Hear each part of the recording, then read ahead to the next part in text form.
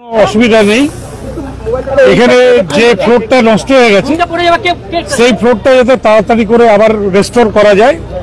আমি আজকেই 12টার সময় নিউ সেক্রেটারিয়েট বিল্ডিং এ মিটিং ডেকেছি, সেখানে ইএসআই ডিরেক্টর সহ ইএসআইসির যারা বড় অফিসার তাদেরকেও ডাকা হয়েছে, যাতে ইমিডিয়েটলি আবার পুরোনো অবস্থায় ফিরিয়ে দেওয়া যায় সেই ব্যবস্থাটা আমরা নিচ্ছি।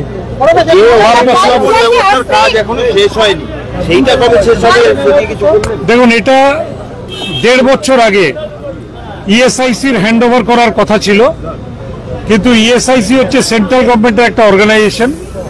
যারা কাজ করছে ইএসআইসি সেই টেন্ডার করেছে, তাদের দায়িত্ব।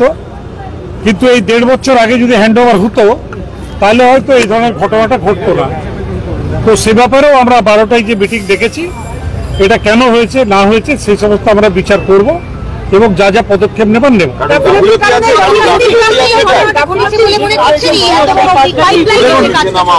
এখনো পর্যন্ত যেটুকু জানা গেছে, যেটুকু ফায়ার ডিপার্টমেন্ট থেকে জানা গেছে, যেটা শর্ট সার্কিটের জন্য হয়েছে।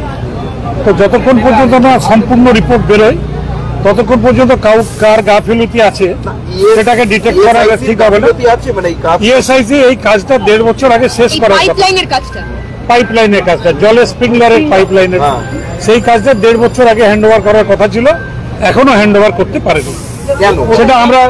সেটা ইএসআইসির গাফিলতি, এবং সেটা নিয়েই ইএসআইসি কেন্দ্রের একটা সংস্থা, সেটা নিয়ে 12টার সময় ডেকেছি, ইএসআইসির অফিসারদেরও ডেকেছি। দাবি ত্যাগ এই চ্যানেল কোনো প্রচার করে না হিংসাত্মক, ক্ষতিকারক বা অবৈধ কার্যকলাপ এই চ্যানেল দ্বারা প্রদত্ত সমস্ত বিষয়বস্তু শুধুমাত্র একটি শিক্ষামূলক উদ্দেশ্যের জন্য। ধন্যবাদ। শুভেচ্ছা টিম আমার বাংলা নিউজ।